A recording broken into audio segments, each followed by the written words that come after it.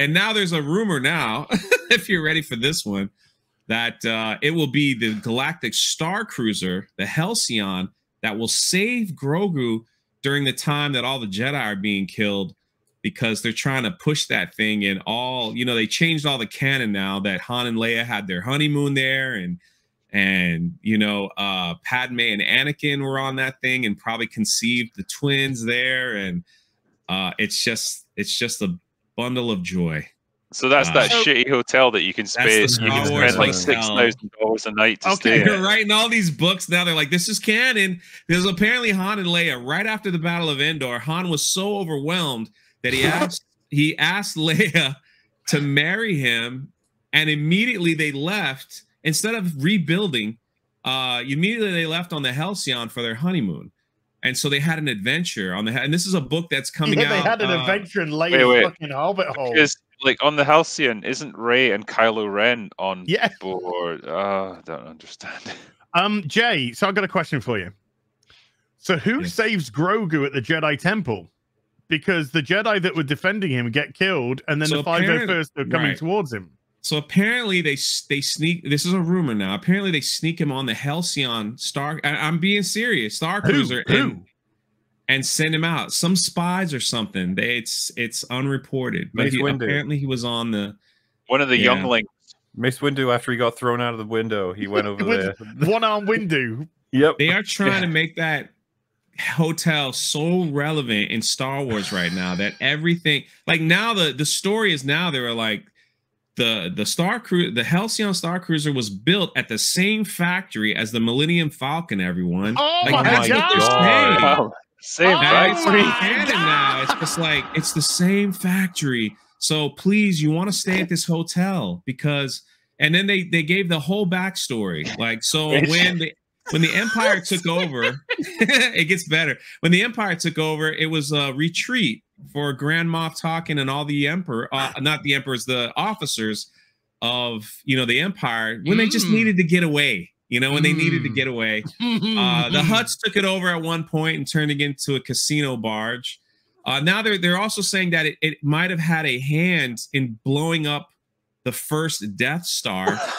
Basically, this fucking ship is like, this is the Michael Burnham of Star Wars. It's just retconned into every event that's ever happened. All you got to do is Google search it and find all this wonderful new lore that's coming out. I bet you, like, much story.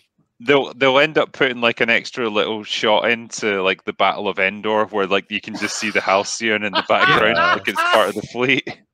A big robotic arm comes out of it and fucking salutes, and then it's hyperspace is off. It's going to be the Halcyon that shot that TIE fighter, not the Millennium Falcon in the first.